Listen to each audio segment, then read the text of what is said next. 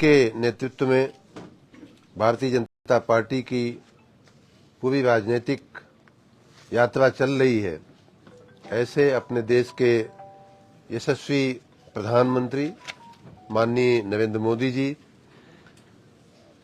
को भी मैं साधुवाद देता हूं, नमन करता हूं कि उनके कारण ही भारतीय जनता पार्टी विशेष रूप से सभी तरफ राजनीतिक सफलताएं प्राप्त कर रही है।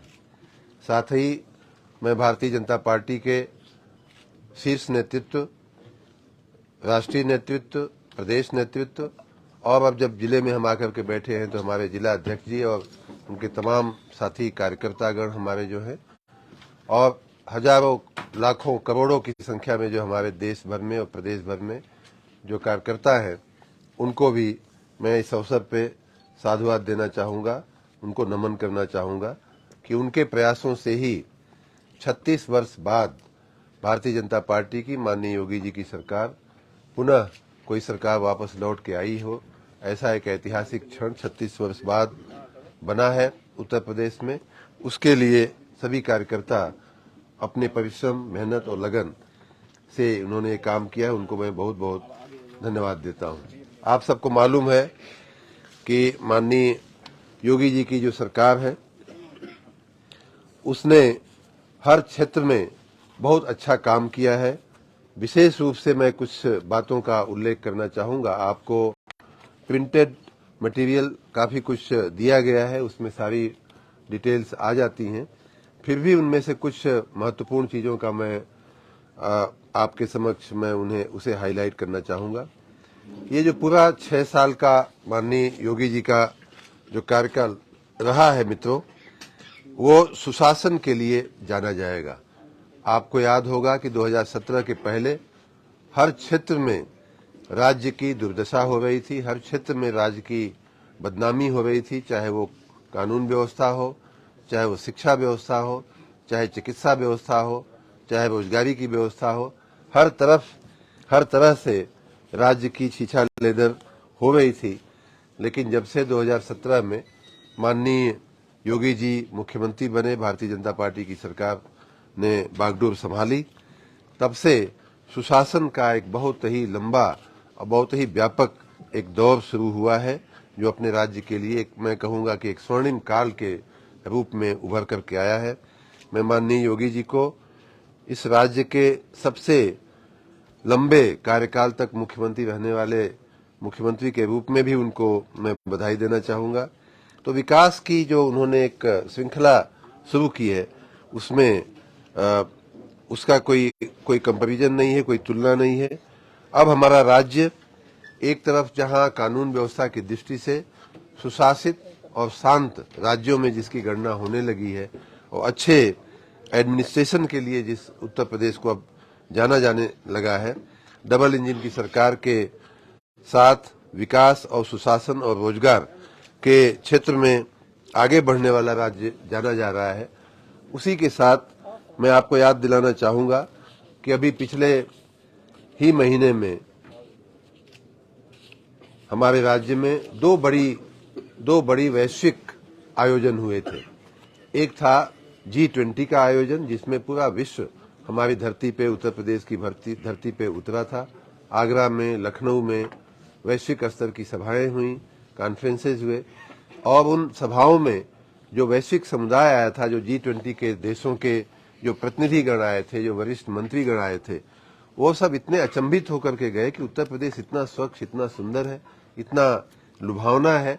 आगरा और लखनऊ में आने वाले लोगों ने और भारत सरकार के उन हमारे जो कोऑर्डिनेटर थे उन लोगों ने तो यहाँ तक कहा कि उत्तर प्रदेश ने, आगरा ने, लखनऊ ने हमारे पूरे देश का नाम, पूरे देश का मस्तक जो है पूरी दुनिया में ऊंचा कर दिया। तो इस प्रकार माननीय योगी जी के शासनकाल में हम के दौर से हम गुजर रहे हैं कि हम अपना ही नहीं बल्कि देश का भी हम मान बढ़ाने में सक्षम हो रहे हैं। उसी दिशा में माननीय प्रधानमंत्री जी का जो लक्ष्य है $5 ट्रिलियन की अर्थव्यवस्था भारत को बनाने का, उसमें उत्तर प्रदेश का बहुत बड़ा योगदान रहे, उत्तर प्रदेश बहुत बड़ी अपनी भूमिका निभावे, इस प्रकार की मंशा माननीय मुख्यमंत्री जी की रही है, हम सब की रही है।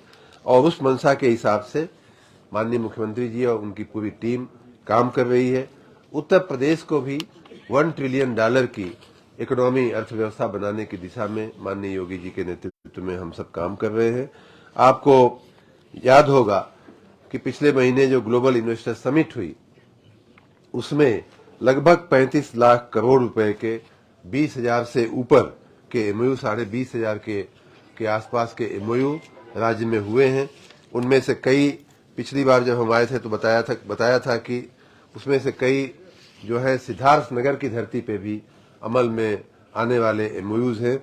तो इस प्रकार से उत्तर प्रदेश को शासन व्यवस्था, कानून व्यवस्था और अर्थव्यवस्था की दृष्टि से ये ग्लोबल इन्वेस्टर समिट जो है बहुत ही महत्वपूर्ण साबित होने वाली है। उसके द्वारा जो निवेश हुआ है, उसके द्वारा जो योगदान हुआ है, वो हर तरफ से, चाहे इंफ्रास्ट्रक्चर का डेवलपमेंट हो, चाहे रोजगारी का निर्माण हो, चाहे हमारे पूरे तंत्र को, हमारी पूरी व्यवस्था को आधुनिक बनाने के क्षेत्र में योगदान हो, या हमारी अर्थव्यवस्था को $1 ट्रिलियन की अर्थव्यवस्था बनाने का योगदान हो। इस तमाम क्षेत्रों में, इन तमाम दृष्टि से ये ग्लोबल इन्वेस्टर समिट बहुत ही महत्वपूर्ण रही है। इसके बाकी डिटेल आपको जो बुकलेट दी गई है उसमें मिल जाएंगे। हमारे माननीय मुख्यमंत्री जी के निर्देश और नेतृत्व में पूरे राज्य की अर्थव्यवस्था और पूरे राज्य की शासन व्यवस्था को समग्र इंटीग्रेटेड डेवलपमेंट के लिए, समग्र विकास के लिए 10 प्रमुख क्षेत्रों में चिन्हित किया गया है। उसमें कानून व्यवस्था है, सामाजिक सुरक्षा का सेक्टर है, और स्थापना एवं औद्योगिक विकास का सेक्टर है, नगरीय विकास का क्षेत्र है, ग्राम विकास का क्षेत्र है, चिकित्सा एवं स्वास्थ्य का क्षेत्र है, शिक्षा का क्षेत्र है, पर्यटन एवं संस्कृति का क्षेत्र है, और राजस्व प्रशासन एवं राजस्व संग्रह का क्षेत्र है। इन सारे क्षेत्रों में एक साथ चौतरफा राज्य के लोगों को सुशासन की प्रतीति हो, राज्य की प्रगति हो, राज्य के एक नागरिक के लिए कल्याणकारी कार्य हो, विशेष रूप से गरीबों, वंचितों, दलितों और निर्बल व्यक्ति की विशेष रूप से चिंता हो, उस दिशा में सरकार काम कर रही है। आपको कानून व्यवस्था की अगर हम बात करें तो आपको मालूम है कि जो सबसे अच्छा जो काम हुआ है पूरे माननीय योगी जी के शासनकाल में अगर कहा जाए तो कानून व्यवस्था की दृष्टि से काम हुआ है, और उसे और आगे बढ़ाने के लिए लखनऊ, गौतम बुद्ध नगर, कानपुर नगर, वाराणसी, आगरा, गाजियाबाद, प्रयागराज में पुलिस कमिश्नरेट की व्यवस्था की गई है, जिससे उन जिलों में जो बड़े जिले हैं उनमें और भी कानून व्यवस्था के क्षेत्र में और भी चुस्ती आएगी। महिलाओं के प्रति जो अपराधों में कमी आई है, ऑलरेडी कमी आई है, उसमें और भी कमी लाने में हम सफल होंगे। हमारा जो प्रोसिक्यूशन का जो रेशियो है, हमारे अपराधियों को सजा दिलाने का जो काम है, वो भी अच्छे से हो पाएगा पुलिस कमिश्नरेट बनने के बाद। दूसरा क्षेत्र कहें तो कृषि उत्पादन का क्षेत्र है। कृषि उत्पादन के और कृषकों को लाभ पहुंचाने के क्षेत्र में माननीय योगी जी की सरकार ने बहुत ही ऐतिहासिक कदम उठाए हैं। मैं एक ही उदाहरण के साथ आपको ये बात बताना चाहूंगा कि गन्ना किसानों को 2,02,000 करोड़ से अधिक का गन्ना मूल्य का भुगतान किया जा चुका है। लाखों करोड़ रुपए के भुगतान सामान्य रूप से किसान उससे वंचित रहते थे। उसको समाप्त करते हुए गन्ना किसानों के भुगतान की बड़ी अच्छी व्यवस्था इस सरकार ने, माननीय योगी जी की सरकार ने किया है। उसी प्रकार सिंचाई के क्षेत्र की सिंचाई की बात करें तो हर खेत को पानी देने की दृष्टि से बहुत सारी योजनाओं को पूर्ण किया गया है। 36 सिंचाई योजनाएं पूर्ण की गई हैं। 23.4 लाख हेक्टेयर का अतिरिक्त सिंचन क्षमता हम लोगों ने सृजित किया है।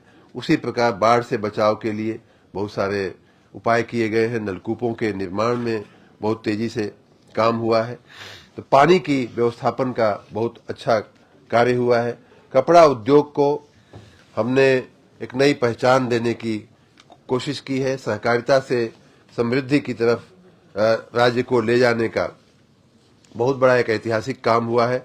जिला सहकारी बैंकों के माध्यम से 8,091 करोड़ रुपए का फसली ऋण वितरित करने का एक बहुत ही भगीरथ कार्य हुआ है। कपड़ा उद्योग में जो है बुनकरों के लिए बहुत सारी सुविधाएं की गई हैं। ओडीओपी की जो योजना है, आप जानते हैं कि राज्य की हमारी एक बहुत ही नवाचार वाली एक योजना है, बहुत ही एक विलक्षण योजना है। उस योजना के तहत भी हमने अपने राज्य के बुनकरों और राज्य के छोटे कारीगरों, छोटे उद्यमियों, उद्योगकारों के लिए बहुत अच्छी व्यवस्था की गई है।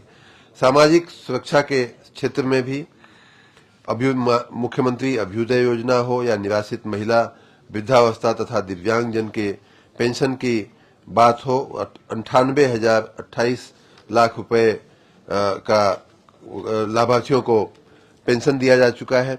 उसी प्रकार अनुसूचित जातियों के कल्याण के लिए, पिछड़ा वर्ग कल्याण के लिए, अल्पसंख्यकों के कल्याण के लिए बहुत सारी योजनाएं चलाते हुए उनके कल्याण में असरदार ढंग से इंटरवेंशन करके बहुत ही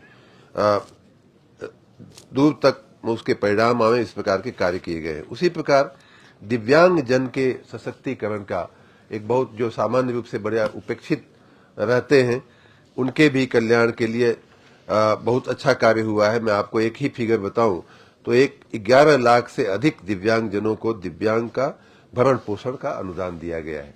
ये कार्य जो है या ये क्षेत्र जो है सामान्य रूप से उपेक्षित रह जाता है। उसी प्रकार फूड और सिविल सप्लाईज के क्षेत्र में भी बहुत महत्वपूर्ण कार्य हुआ है।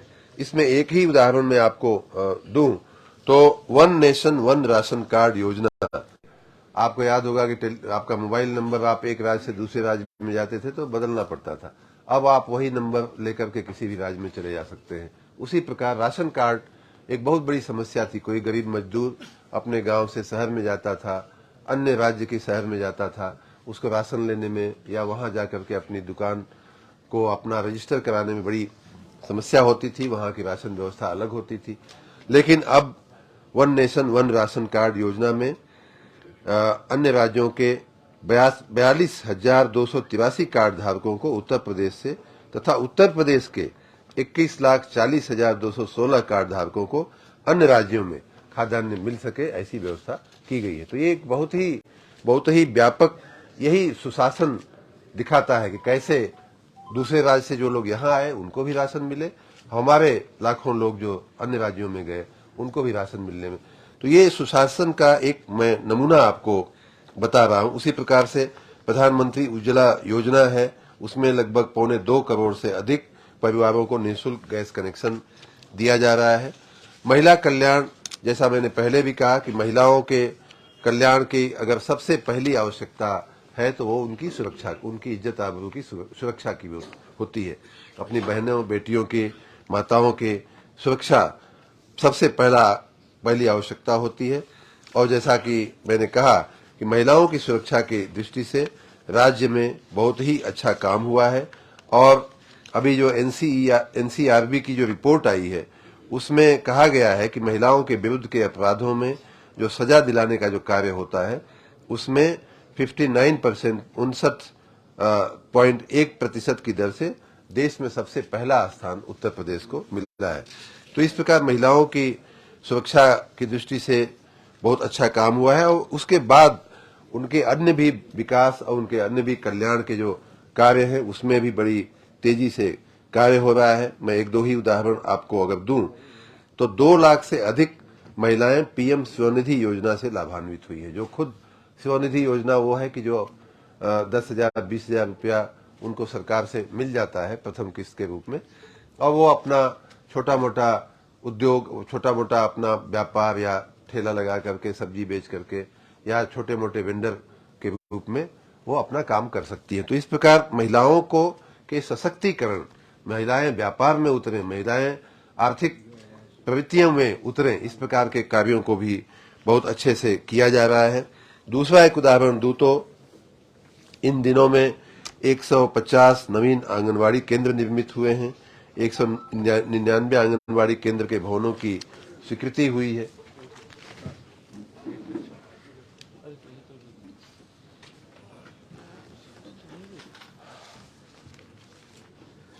उसी के साथ माननीय पूर्व मंत्री और माननीय विधायक जी अपने बीच उपस्थित हुए हैं, उनका स्वागत है। उसी प्रकार अवस्थापना और औद्योगिक विकास के क्षेत्र में, जैसा कि मैंने पहले ही आपको ग्लोबल इन्वेस्टर समिट की बहुत बड़ी सफलता की बात मैंने बताया, उसकी सफलता के साथ साथ और उसके परिणाम स्वरूप अवस्थापना और औद्योगिक विकास के क्षेत्र में उत्तर प्रदेश सच में जो जिसको रिवोल्यूशन कहते हैं या एकदम से जिसको पैराडाइम शिफ्ट कहते हैं या एकदम से चमत्कारी प्रगति कह सकते हैं, उस क्षेत्र में काफी उत्तर प्रदेश का बहुत बड़ी छलांग उत्तर प्रदेश लगाने वाला है। 2018 में जो समिट हुई थी उसमें 4 लाख करोड़ से अधिक की निवेश की परियोजनाएं प्रारंभ हो चुकी हैं। हमारे 2023 में फरवरी में जो ग्लोबल इन्वेस्टर समिट हुई, जैसा मैंने कहा 35 लाख करोड़ से अधिक की राशि के एमओयू हुए हैं। और इसका परिणाम ये आएगा कि जो हमारी परियोजनाएं इंफ्रास्ट्रक्चर की, चाहे पूर्वांचल एक्सप्रेस हो, चाहे बुंदेलखंड एक्सप्रेस हो, चाहे गोरखपुर पूर्वांचल लिंक एक्सप्रेस हो, उन सबके इर्द गिर्द वो परियोजनाएं तो पूर्णता की ओर हो ही जा ही रही हैं, लेकिन उनके इर्द गिर्द व्यापारिक प्रतिष्ठान, औद्योगिक प्रतिष्ठान बनाने में की तरफ भी सरकार आगे बढ़ रही है। कई औद्योगिक इंडस्ट्रियल इंफ्रास्ट्रक्चर के कार्य हमारे उन एक्सप्रेसवेज के किनारे भी करने का लक्ष्य रखा गया है। उसी प्रकार मेडिकल डिवाइस के पार्क की भी व्यवस्था की जा रही है।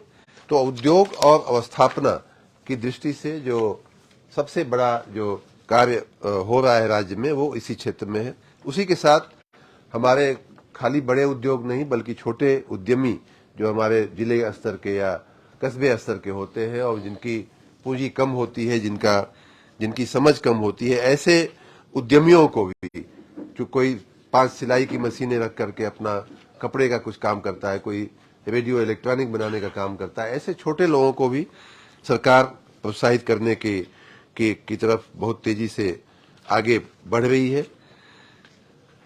एक उदाहरण दूं तो 1.90 लाख हस्तशिल्पियों, कारीगरों और छोटे उद्यमियों को 18,000 करोड़ रुपए का ऋण वितरण किया गया। आपके उस बुकलेट में बाकी डिटेल भी उसमें दिया गया है।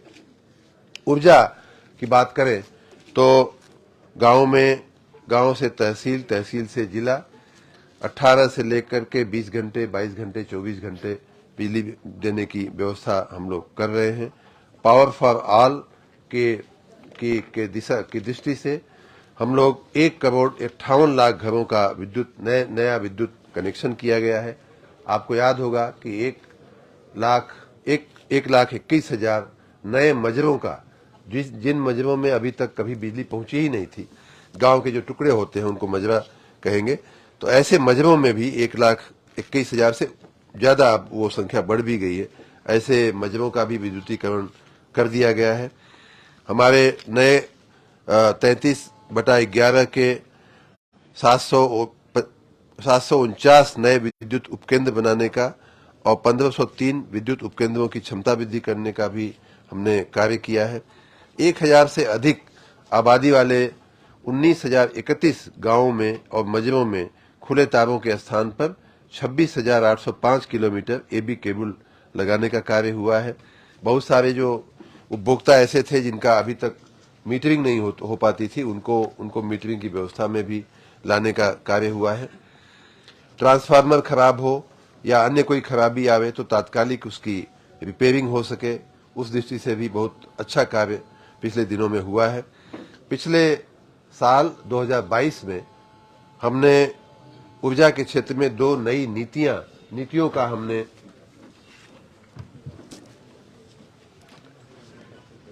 हमें कहा गया कि आपकी सूचना है कि हम लोग शुरू कर दें।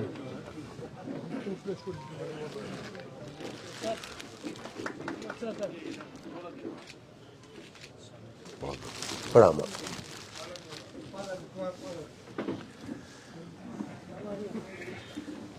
माननीय सांसद माननीय श्री जगदम्बिका पाल जी का स्वागत करता हूं। तो ऊर्जा की मैं बात कर रहा था कि चाहे ट्रांसफार्मर बदलने की बात हो, चाहे रिपेयरिंग का कार्य हो, उसमें बहुत तेजी से कार्य किया जा रहा है।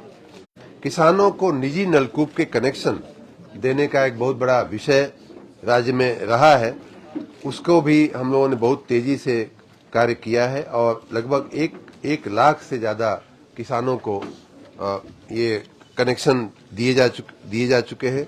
मैं इस वर्ष की बात करूं, मोदी योगी जी के इस कार्यकाल की, दूसरे कार्यकाल की 1 साल की बात करूं, तो लगभग 57,000 किसानों को कनेक्शन दिया जा चुका है। उसी प्रकार ऊर्जा के, विद्युत के जो उपभोक्ता हैं उनकी शिकायतों के निराकरण, निस्तारण की दृष्टि से भी हम लोग बहुत तेजी से काम कर रहे हैं। आपको इस बुकलेट में भी लिखा हुआ है कि हमारे मंत्री बनने के बाद तकनीक का उपयोग करके उपभोक्ताओं को संतोष देने का, उनकी शिकायतों को दूर करने का विशेष हमने प्रयास किया। उसी दिशा में संभव नाम का एक पोर्टल हमने इजाद किया है और उसकी हर महीने हम उसकी मीटिंग करते हैं। उसका बहुत ही अच्छा परिणाम आ रहा है। तो वो भी 1,04,000 से ज्यादा शिकायतों का उसमें निस्तारण किया जा चुका है।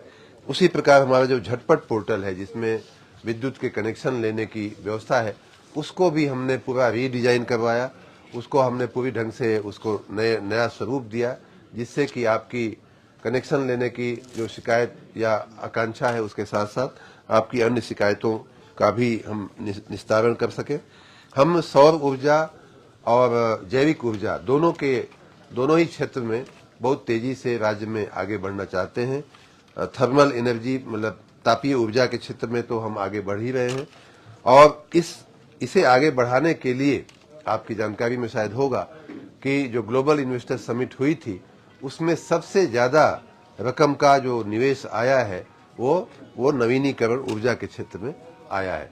ऊर्जा का पूरा क्षेत्र जो है लगभग 8 लाख करोड़ रुपए, पूरे 35 लाख करोड़ में से लगभग 8 लाख करोड़ रुपए से ज्यादा का निवेश ऊर्जा के क्षेत्र में आया है। तो इस पर काफी सरकार का ध्यान है, इसमें हम लोग काफी आगे बढ़ रहे हैं। उसी प्रकार आईटी और इलेक्ट्रॉनिक्स के क्षेत्र में भी बहुत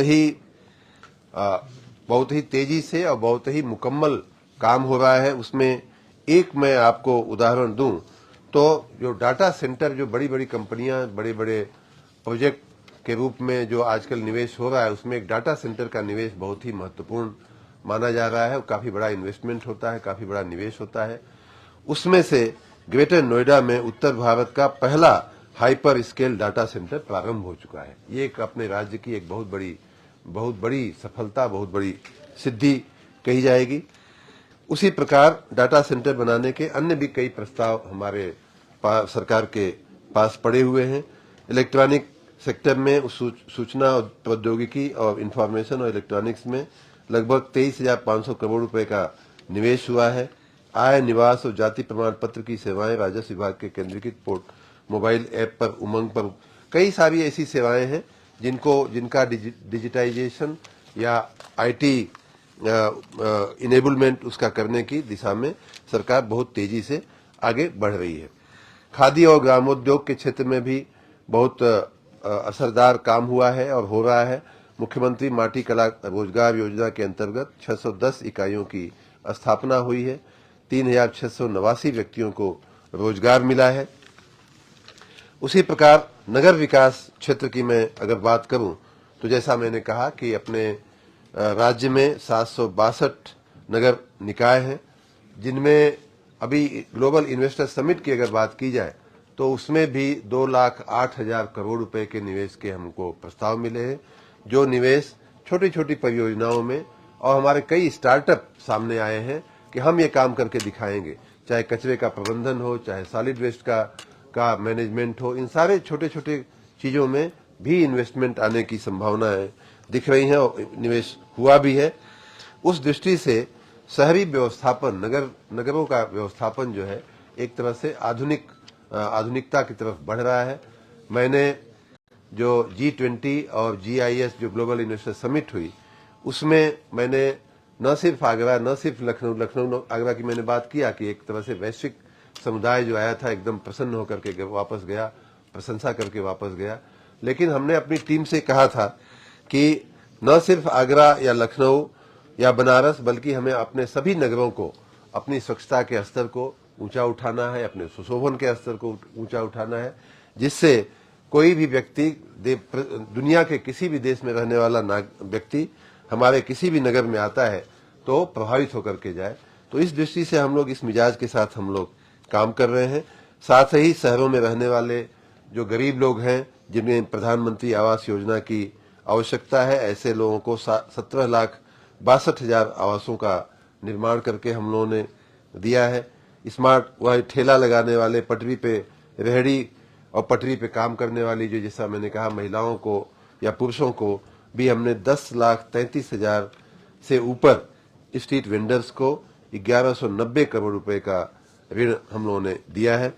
स्मार्ट सिटी के काम भी हमारे तमाम क्षेत्रों में बहुत अच्छे से चल रहे हैं और आने वाले दिनों में इसको हम और भी स्मार्ट बनाते हुए, हमारी नेम है कि बड़े जो शहर हैं हमारे, वो पूरा इलेक्ट्रॉनिक मैनेजमेंट उनका, जैसे कि ट्रैफिक मैनेजमेंट होता है। जब बड़े शहर में मान लीजिए आप लखनऊ या गोरखपुर में जाएं, एक रास्ते से जा रहे हैं, वहां ट्रैफिक ज्यादा है, भीड़ ज्यादा है, या कोई जाम लगा है, कोई दुर्घटना हो गई है, तो आपको अपनी गाड़ी में बैठे बैठे ही अलर्ट मिल जाए कि भाई आप इधर जाने के बजाय आप उसी जगह पे इस रास्ते से भी पहुंच सकते हैं, वैकल्पिक रास्तों की जानकारी। तो ये सब इंटीग्रेटेड ट्रैफिक मैनेजमेंट सिस्टम वगैरह की दृष्टि से भी हम लोग टेक्नोलॉजी का उपयोग करके उसमें हम आगे बढ़ रहे हैं। स्वच्छ भारत मिशन में पिछले दिनों, इस एक साल की मैं बात करूं तो 5-6 अभियान बहुत ही संगठित ढंग से चलाए गए, जिसमें पहला अभियान हमने, वैसे तो हम जब से ही मंत्री बने हैं तभी से हमने कहा कि सुबह 5 बजे से 8 बजे के बीच सफाई होनी चाहिए। और मैं सफाई कर्मचारियों का बहुत धन्यवाद भी करना चाहूंगा, माननीय योगी जी की तरफ से भी उनका धन्यवाद करना चाहूंगा कि उन्होंने बहुत ही निष्ठापूर्वक इस कार्य को किया है और कर रहे हैं। लेकिन उसके बाद 5-6 अभियान हम लोगों ने चलाया और अंतिम अभियान जो इस कड़ी में अभी मार्च महीने में पूरा होने वाला है, वो था वैश्विक नगर बनाने का। हमने ये कहा कि भाई हमारी सारी मेहनत, सारे हमारे जो संकल्प हैं, वो हमारे नगरों को पूरी दुनिया में हम क्यों देखें, हमें नीचा देखने की नौबत क्यों आनी चाहिए। इस दृष्टि से हमें अपने नगरों का अपग्रेडेशन करना है, उनके भी स्तर को ऊंचा उठाना है, सुंदरीकरण करते हुए। तो उस दृष्टि से हम लोग काम कर रहे हैं। नगरों में आप अभी का जो अनुभव है, पिछले अनुभवों के बजाय बहुत ही अच्छा होगा, ऐसा मैं मानता हूं। वन एवं पर्यावरण की दृष्टि से भी प्रदेश में काफी काम हुआ है। अभी जो पिछला वन महोत्सव गया, उसे मुझे याद है कि प्रदेश में 35 करोड़ पौधारोपण जो है किया गया। हम लोग स्वयं कई जगहों पे, हममें से सभी लोग किसी न किसी ऐसे कार्यक्रम में शामिल भी हुए थे। ऐसे कार्यक्रमों से और पंचायतों में, नगर निकायों में अमृत वन की स्थापना की गई। इससे हमारे प्रदेश की जो आबो हवा है, हमारे प्रदेश का जो वातावरण है, पर्यावरण है, बहुत ही अच्छा होने वाला है। परिवहन की दृष्टि से हमारे 150 नई BS6 बसें हमारे परिवहन के बेड़े में शामिल हुई हैं। नए वित्त वर्ष में 1000 नई बसों के क्रय हेतु 400 करोड़ रुपए का प्रावधान किया गया है। माननीय मुख्यमंत्री जी को मैंने अक्सर कहते हुए सुना है कि हमारी बसें जो है वो डग्गा मार बसें अब नहीं चलेंगी, हमें नई बसें लानी चाहिए, और उस दिशा में काफी निष्ठापूर्वक कार्य हुआ है और हो रहा है। 1000 नई बसें इस वर्ष में लेने का लक्ष्य है। ग्राम विकास क्षेत्र में भी सभी को छत देने का, प्रधानमंत्री आवास योजना के तहत सभी को छत देने का और सबके रहने की व्यवस्था करने की माननीय मुख्यमंत्री जी की नेम है। गांवों की समृद्धि बढ़ाने का चौतरफा उपाय, चाहे वो मनरेगा के मार्फत हो, चाहे सड़कों के निर्माण से कार्य हो, चाहे राजस्व प्रक्रिया का सरलीकरण करके वो कार्य हो, सभी जगह ये कार्य अच्छे से किए जा रहे हैं। आपको ये भी मालूम होगा कि प्रधानमंत्री आवास योजना शहर में भी चलती है, ग्राम में भी चलती है। ग्रामीण और शहरी दोनों मिलाकर के 52 लाख आवासों के निर्माण की स्वीकृति दी गई है। ग्रामीण के अंतर्गत 1,08,000 आवासों का निर्माण हुआ है। उसी प्रकार सड़कों और जो छोटे मोटे ब्रिजेस, सेतु के निर्माण के कार्य को भी बहुत तेजी से आगे बढ़ाया जा रहा है। राजस्व में प्रक्रिया के सरलीकरण का एक सबसे बड़ा अभियान, क्योंकि राजस्व की जो प्रक्रिया होती है बड़ी जटिल रही है अंग्रेजों के जमाने से, उसे दिन ब दिन सरलीकरण करने की आवश्यकता देश में रही है और उस दिशा में भी काफी काम हो रहा है। चिकित्सा और स्वास्थ्य के क्षेत्र में कोरोना के पाठ से बोध लेते हुए बहुत सारे लोगों को टीका लगाने का कार्य, एक बहुत बड़ा भगीरथ कार्य राज्य में हुआ। 16.88 करोड़ से अधिक लोगों को कोरोना के टीके का दोनों डोज लग चुका है। संपूर्ण टीकाकरण 39 करोड़ के आसपास पहुंच चुका है। उसी के साथ साथ हमारी जो हेल्थ की जो इंफ्रास्ट्रक्चर थी, चाहे वो बड़े अस्पताल हों 100 सैया वाले या छोटे अस्पताल हों, इन सब पर सरकार की दृष्टि है। साथ ही डॉक्टरों के साथ साथ नर्सिंग में भी, नर्सों के अभाव में चिकित्सा व्यवस्था संभव नहीं होती है, तो उस दिशा में भी काफी काम हो रहा है। 7,000 सीटों का पैरामेडिकल में और 2,000 सीटों की नर्सिंग में 7,000 और पैरामेडिकल में 2,000 सीटों की व्यवस्था हुई है। शिक्षा का क्षेत्र भी उतना ही महत्वपूर्ण है और स्कूल चलो अभियान में 1.92 करोड़ छात्र छात्राओं का नामांकन किया गया है। माध्यमिक शिक्षा के क्षेत्र में भी जो असेवित क्षेत्रों में लगभग 39 नवीन हाई स्कूल और 14 नवीन इंटर कॉलेजों का निर्माण किया गया है। 280 नवीन राजकीय इंटर कॉलेज और हाई स्कूल का संचालन हो रहा है। 41 नए इंटर कॉलेज और 215 राजकीय हाई स्कूल तथा 77 बालिका छात्रावासों के भवन का भी निर्माण हो रहा है। उसी प्रकार उच्च शिक्षा के क्षेत्र में भी निजी विश्वविद्यालयों की स्थापना हेतु 15 आशय पत्र निर्गत किए जा चुके हैं, क्योंकि जब तक निजी क्षेत्र आगे नहीं आएगा, आपके संज्ञान में होगा कि काफी कुछ माध्यमिक शिक्षा जो है पहले के समय में निजी क्षेत्र के हाथ में भी, लोग ट्रस्ट बना करके, हम सभी ज्यादातर स्कूलों में जो पढ़े हैं तो ऐसे ही विद्यालयों में पढ़े हैं, लेकिन यूनिवर्सिटी लेवल पे ये अभी कम हो पाया था। उसको बढ़ावा देने के लिए, उस प्रवृत्ति को बढ़ावा देने के लिए 15 निजी विश्वविद्यालयों के स्थापना के लिए निर्गत हो चुका है। 7 अन्य निजी विश्वविद्यालय के संबंध में आशय पत्र निर्गत करने की कार्रवाई चल रही है। तो ये एक प्रदेश में एक बहुत ही समय के साथ आगे चलने वाला जो काम कहा जाता है वो हुआ है। प्राविधिक शिक्षा में भी उसी प्रकार से अच्छे कोर्सेज, अच्छे इंस्टीट्यूशंस, संस्थाओं के निर्माण की दृष्टि से भी आगे काम हो रहा है। स्टार्टअप नीति के तहत प्रदेश के इंजीनियरिंग कॉलेजों और जो AKTU यूनिवर्सिटी है, AKT यूनिवर्सिटी है, उसके संस्थानों में 15 इंक्यूबेशन सेंटर की भी व्यवस्था की गई है। हमारे कई प्रौद्योगिकी विश्वविद्यालय जो हैं वो NAAC जो बोलते हैं एक्रेडिशन के लिए, उसकी भी मूल्यांकन में हमारे ये संस्थाएं आगे आई हैं।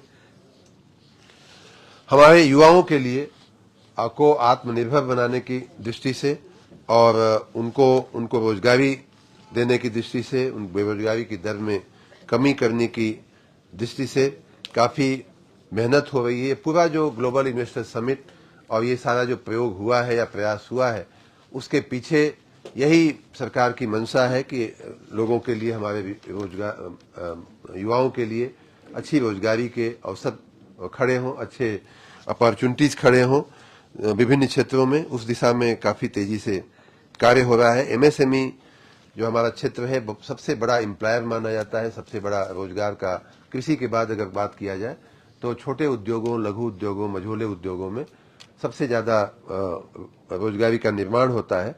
उनमें 6,94,000 रोजगार सृजित हुए हैं और जब से ODOP पे सरकार का ध्यान गया है तब से MSME सेक्टर को थोड़ा बल मिला है और उसमें रोजगारी निर्माण की और भी बहुत सारी संभावनाएं हैं। जो स्वरोजगार के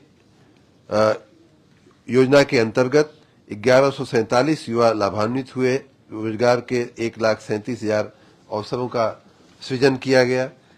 युवाओं के चौतरफा विकास के साथ साथ जो हमारे मजदूर वर्ग है, छोटे कुशल और अकुशल जो हमारे मजदूर होते हैं, उनको भी ट्रेनिंग देने का, उनके लिए उनके लिए पंजीकरण करने की व्यवस्था, क्योंकि वो ज़्यादातर लोग पढ़े लिखे नहीं होते हैं, उनको मालूम नहीं होता है कि हम मजदूर हैं तो हमारे लिए सरकार की क्या योजनाएं हैं। और जबकि सरकार की योजनाएं होती हैं मजदूरों के लिए भी, असंगठित और संगठित दोनों ही के लिए, खास करके संगठित क्षेत्र में जो मजदूर हैं उनके लिए सरकार की बहुत अच्छी योजनाएं हैं, लेकिन उनको मालूम नहीं पड़ती हैं। इसलिए उनका पंजीकरण आवश्यक होता है, क्योंकि जैसे आधार कार्ड है उसी तरह से अगर मजदूर का अगर पंजीकृत रजिस्ट्रेशन कार्ड होता है तो उसको किसी भी अस्पताल में जाता है तो उसको थोड़ी सुविधा मिलती है। तो इस प्रकार के लगभग 6,66,000 से ऊपर श्रमयोगियों को मानधन योजना के अंतर्गत रजिस्टर किया जा चुका है। बाल श्रमिक विद्या योजना के तहत भी 2,000 बच्चों को लाभान्वित किया गया है। इस तरह के प्रयास चाहे युवाओं को रोजगारी देने का हो, चाहे मजदूरों के कल्याण का हो, चाहे बाल श्रमिकों के कल्याण का हो, सबके साथ सबके विकास के लिए प्रयास हो रहा है। खेल के क्षेत्र में भी अंतर्राष्ट्रीय खेल प्रतियोगिताओं में हमारे जो कर्मचारी खिलाड़ी थे उनको, या खिलाड़ी थे उनको भी कर्मचारी के रूप में राजपत्रित पदों पर लेने का कार्य हुआ है। नई खेल नीति भी 2023 की राज्य सरकार ने मंजूर किया है। उसके चलते काफी खेल के क्षेत्र में काफी विकास होगा, ऐसा मैं मानता हूं। अब गांव में तहसील स्तर पे, ब्लॉक स्तर पे, इवन गांव में भी खेलकूद के मैदान या स्टेडियम बनाने का उसमें प्रावधान किया गया है। स्टेडियम का व्यापक विकास, अभी वाराणसी में माननीय प्रधानमंत्री जी आए थे, वहां सिगरा के स्टेडियम के व्यापक विकास की योजना का रूप ले रही है। और एक जिला एक खेल योजना के अंतर्गत खेलो इंडिया सेंटर स्थापित कर प्रदेश के 75 जिलों में से 64 जनपदों में प्रशिक्षण को चालू कर दिया गया है। पर्यटन और संस्कृति, जब हम यहाँ कपिलवस्तु में बैठे हैं तो ये क्षेत्र बहुत ही महत्वपूर्ण है। और भगवान बुद्ध को याद करते हुए मैं आपको बताना चाहूंगा कि माननीय योगी जी के नेतृत्व में इस क्षेत्र में, क्योंकि उनका खुद का मन, खुद का दिल जो है वो अपनी पुरातन जो संस्कृति है, हमारी जो धरोहर है, सांस्कृतिक धरोहर है, माननीय मोदी जी, माननीय योगी जी, माननीय हमारे सभी नेतागण इसमें दृढ़ता से हम विश्वास करते हैं कि हमारी संस्कृति की संरक्षण होना चाहिए। उस दिशा में बहुत ही असरदार कार्य हो रहा है। और उसी कड़ी में आपको याद होगा कि अयोध्या में जो दीपोत्सव कार्यक्रम किया गया था वो इतना बड़ा था, इतना भव्य, इतना विशाल था कि उसको Guinness book of world record में उसको स्थान मिला है। वाराणसी, कुशीनगर, श्रावस्ती, संकिसा को बुद्धिस्ट कन्क्लेव का आयोजन किया गया। हमारे हरिद्वार में और अन्य जगहों पे बहुत अच्छे कार्यक्रम हुए हैं। आजादी के अमृत महोत्सव के अंतर्गत हर घर तिरंगा के अभियान में भी बहुत अच्छे उत्साह से लोगों ने भाग लिया। बहुत करोड़ों की संख्या में झंडे फहराए गए। उत्तर प्रदेश में हमारी जो पर्यटन नीति है उसके अंतर्गत 1,29,498 करोड़ रुपए का निवेश और 3,52,800 करोड़ लोगों को रोजगार देने की संभावनाएं उपस्थित हुई हैं। तो इस क्षेत्र में, पर्यटन के क्षेत्र में बहुत ही असरदार ढंग से सरकार आगे काम कर रही है। माननीय प्रधानमंत्री जी का एक और भी नेम थी कि एक भारत श्रेष्ठ भारत, जो माननीय सांसद जी को ध्यान में होगा कि भारत सरकार के स्तर पे इसको बड़ी गंभीरता से चलाया जा रहा है। उसके तहत महाराष्ट्र और गुजरात से सांस्कृतिक आदान प्रदान का भी कार्यक्रम उत्तर प्रदेश के साथ होने की बात आगे बढ़ी है। राजस्व में टेक्नोलॉजी का उपयोग करके जो राजस्व का जो प्रशासन है, खेतों की माप जोखी का काम हो या अन्य उसके जो लगान का काम या अन्य जो काम होते हैं उसका सरलीकरण, उसको जनता के लिए फ्रेंडली बनाना, मित्रवत बनाना, ये हमारी सरकार की, माननीय योगी जी के सरकार की नेम है। और इस प्रकार से उसका बहुत ही अच्छे से वो हो रहा है। जो फाइनेंशियल हमारी जो पोजीशन है वो इस समय बहुत ही अच्छी चल रही है। कोविड के मार के बावजूद हमारी 2021-22 की जो जीएसडीपी थी उसमें 16.8% की वृद्धि रही, जो देश में सर्वाधिक वृद्धि मानी जाती है। हमारी जो जीएसडीपी है 21-22 में 1.5 गुना बढ़कर लगभग 19.16 लाख करोड़ रुपए की हुई है। 22-23 की हमारी जीएसडीपी जो है वो 17.707% की वृद्धि का हमारा लक्ष्य है। राजस्व प्राप्ति में हम दिनों दिन प्रगति कर रहे हैं। आपने देखा होगा कि इस साल का जो हमारा बजट था राज्य सरकार का, वो अभी तक का सबसे बड़ा बजट 6.90 लाख करोड़ रुपए का वो बजट था, जो पिछले बजट के अपेक्षा 12-13% ज्यादा की राशि का व्यवस्थापन उसमें बजट में किया गया है। और उस बजट में की बारीकियों में अगर हम जाएं तो कई ऐसे प्रोजेक्ट को गति देने का कार्य हुआ है जो अभी तक कभी उत्तर प्रदेश में सोचा नहीं गया था। चाहे वो झांसी लिंक एक्सप्रेसवे हो, चाहे चित्रकूट लिंक एक्सप्रेसवे हो, बुंदेलखंड एक्सप्रेसवे हो, गोरखपुर लिंक एक्सप्रेसवे हो, ये तमाम जो कार्य थे चिर प्रतीक्षित कार्य थे। वर्षों से लोगों की उम्मीदें थी, अपेक्षाएं थी, लेकिन हो नहीं रहा था। वो माननीय योगी जी की सरकार में उसे आगे बढ़ाया गया है। उसी प्रकार जो हमारे कुछ जो कठिन या दुर्गम जिनको कह लिया जाए क्षेत्र हैं, जैसे बुंदेलखंड है या पूर्वांचल है, उनके लिए विशेष योजनाएं चलाने का भी इस बजट में प्रावधान किया गया है। जैसे बुंदेलखंड में विशेष रूप से सौर ऊर्जा का उत्पादन, क्योंकि वहाँ सूरज का थोड़ी किरणें ज्यादा पड़ती हैं, ज्यादा तेज पड़ती हैं, रेडिएशन अच्छा है, तो उस दिशा में वहाँ कार्य हुआ है।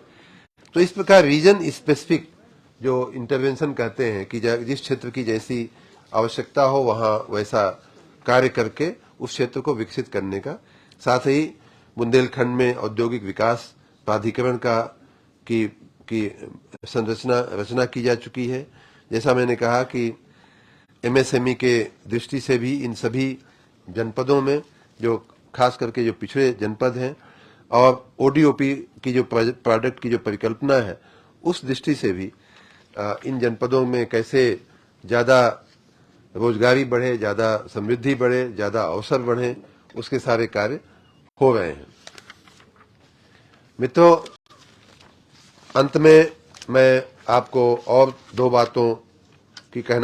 बातें कहना चाहूंगा कि जो हमारे माननीय प्रधानमंत्री जी की और माननीय मुख्यमंत्री जी की जो मंशा है कि सबका साथ सबका विकास, लोक कल्याण की जो हमारी मंशा है, और उस मंशा के तहत जो हमारे राज्य सरकार ने, हमारी पार्टी ने, भारतीय जनता पार्टी ने जो चुनाव 2022 में लड़ा, उसका जो हमारा लोक कल्याण पत्र था, जो संकल्प पत्र था, उसमें से आप अपने वित्तीय वर्ष 2022-23 की बात करें तो 130 संकल्पों में से 97 संकल्पों का क्रियान्वयन प्रारंभ कर दिया गया है। मतलब अभी एक साल भी नहीं हुआ, या एक साल अब हुआ है, लेकिन उसमें से 130 में से 97 संकल्पों का में कार्य शुरू हो चुका है। 13 जो है वो 23-24 के बजट में समाहित कर लिए गए हैं।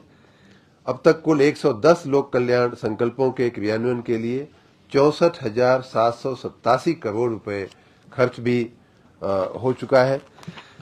आने वाले दिनों में ये हमारे जो सारे संकल्प थे लोक कल्याण के दृष्टि से, जो हमारे चुनावी संकल्प थे हमारी पार्टी के, उन सबको पूरा करने के दिशा में हम आगे बढ़ रहे हैं।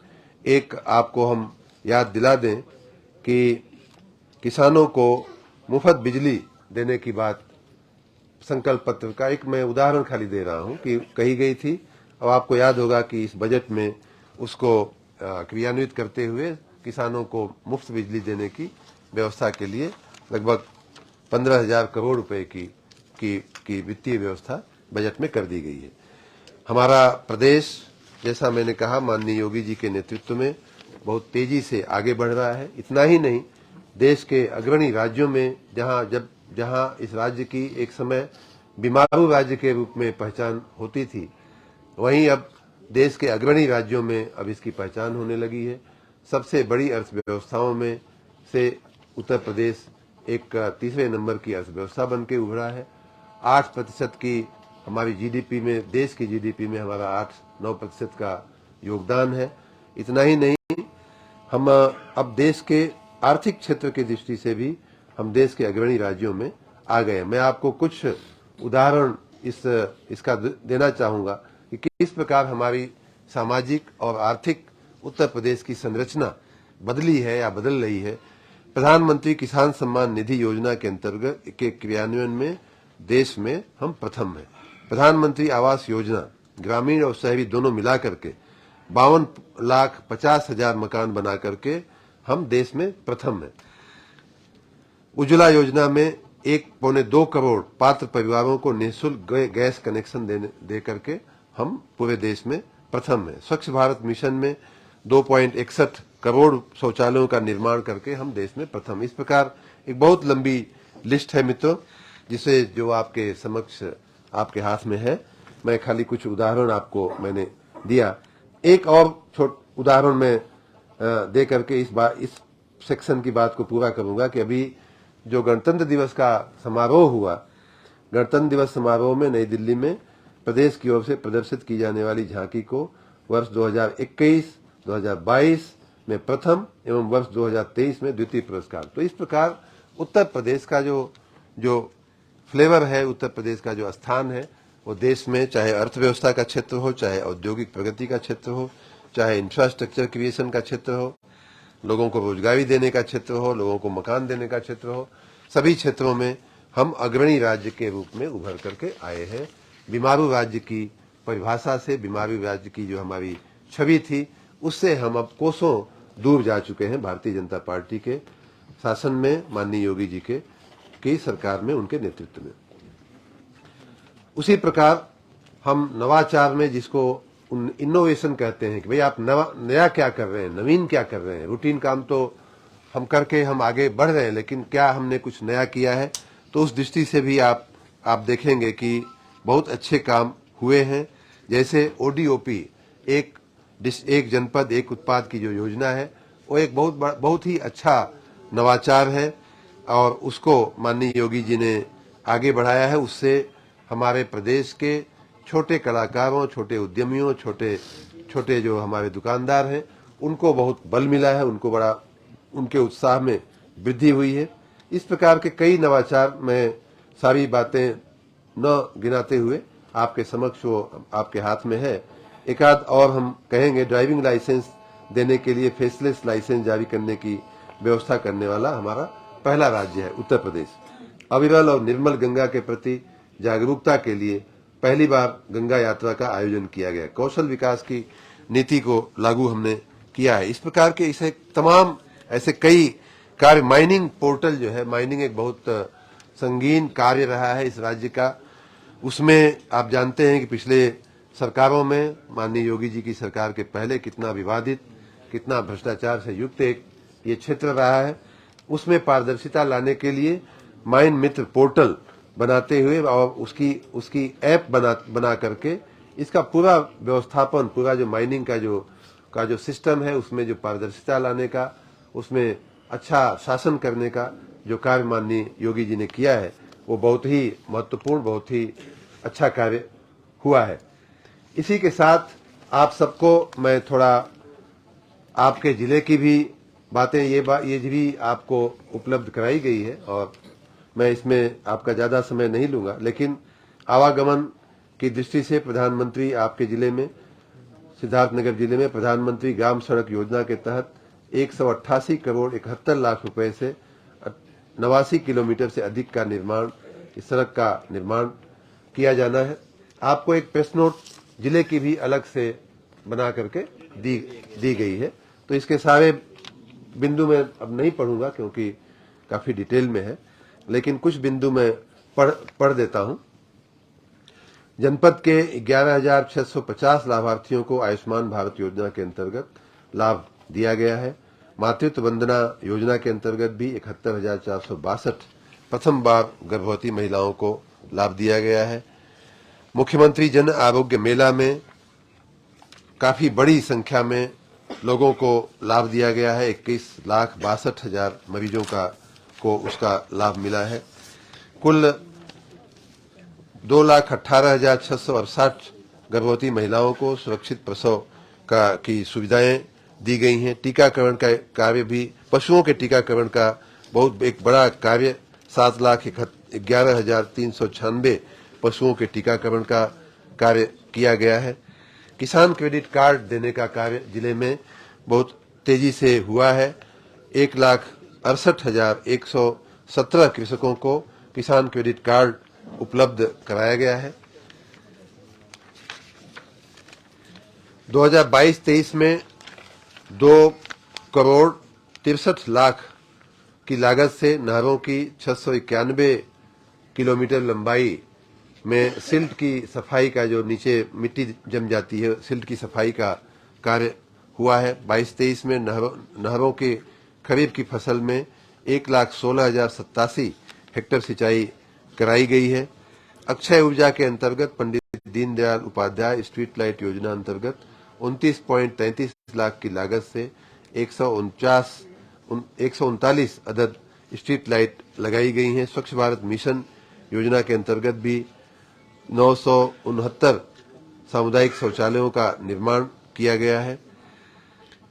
594 पंचायतों के भवन का निर्माण जिले में कराया गया है। इस प्रकार के उज्ज्वला योजना के अंतर्गत 25,485 लाभार्थियों को निःशुल्क गैस कनेक्शन दिया गया है।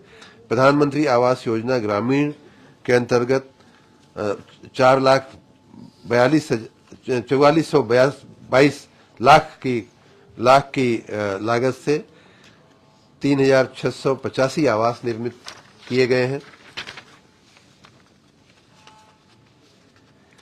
जनपद में 40 लाभार्थियों का पोलियो करेक्टिव सर्जरी कराया गया है। शादी के लिए अनुदान के अंतर्गत भी 480 लाभार्थियों को धनराशि 96 लाख रुपए की धनराशि का वितरण किया गया है।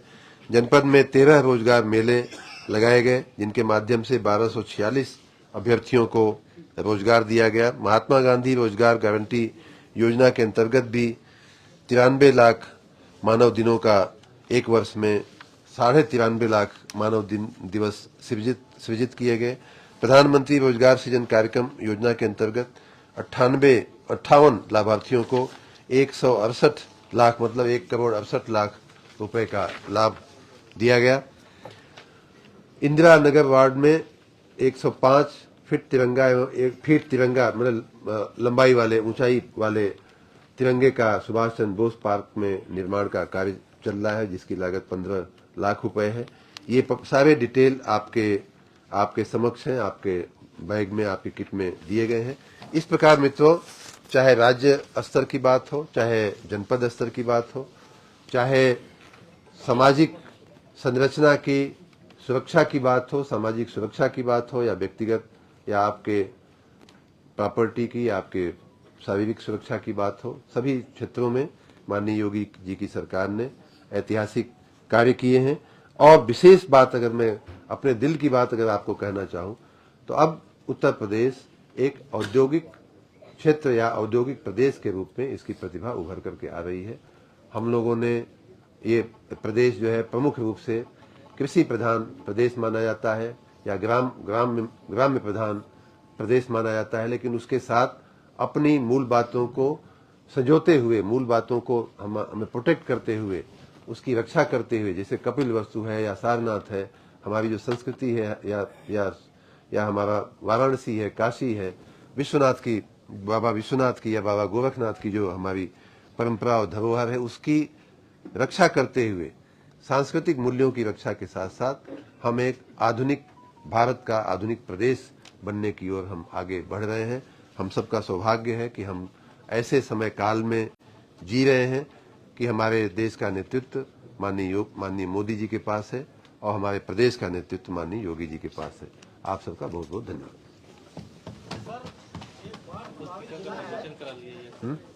हाँ हाँ, ये धन्यवाद माननीय मंत्री जी। अब मैं माननीय मंत्री जी एवं सभी माननीयों से आग्रह करूंगा कि जो इसके लिए मैं आपकी राह देख रहा था।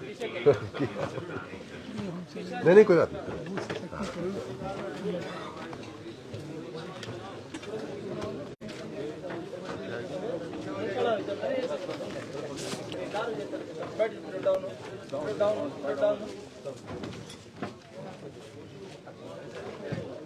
सर थोड़ा सर जाइए सर थोड़ा सर मंत्री जी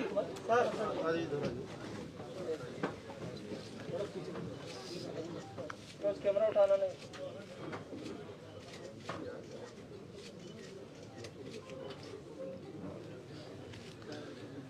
ये अपने जिले के विविध क्षेत्रों के बारे में, उन क्षेत्रों में क्या काम हुआ है, जैसे कपिल वस्तु विधानसभा है, इटवा है, बांसी है, सोहरतगढ़ है और डुमरियागंज है। इन सभी विधानसभा क्षेत्रवार क्या क्या कार्य हुए हैं, किस प्रकार के कार्य हुए हैं, ये सब इस बुकलेट में बताया गया है। उसी के साथ आपको राज्य स्तर की भी बुकलेट दी गई है, उसमें भी ये बहुत सारे